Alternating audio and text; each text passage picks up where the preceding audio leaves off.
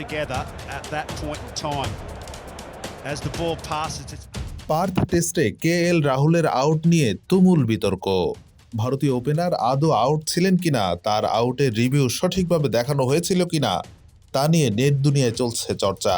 তবে প্রাক্তন umpire Simon টফেলের দাবি রাহুলকে আউট দেওয়ার সিদ্ধান্তে কোনো ভুল ছিল না। রোহিত শর্মা না খেলায় শুক্রবার পার্থ টেস্টে ওপেন করতে নেমেছিলেন রাহুল। শুরু থেকেই ক্রিজ কামড়ে পড়েছিলেন ভারতীয় ব্যাটার। খানিকটা সামলে নেওয়ার পরে বেশ কয়েকটি অনবদ্য শট আসে রাহুলের ব্যাট থেকে।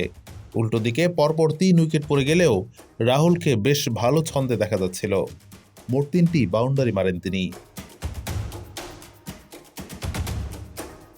বিপত্তি বাধে 23তম ওভারে।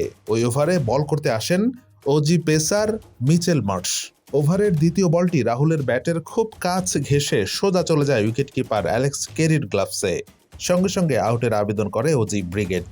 যদিও মাঠে থাকা আম্পায়ার নট আউট দেন। তখন ডিআরএস নেয় অস্ট্রেলিয়া।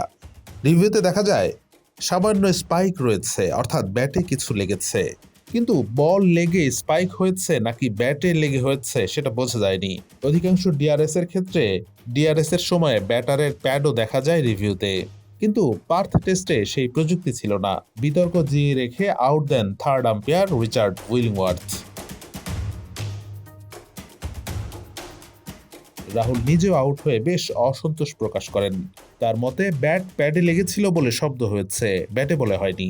যদিও প্রাক্তন এলিট আম্পায়ার সাইমন টফেলের মতে দুবার স্পাইক দেখা গেছে, প্রথমবার ব্যাটে বলে লাগার, দ্বিতীয়বার প্যাডে ব্যাট লাগার। তা সত্ত্বেও রাহুলের আউট নিয়ে তর্ক থামছে না।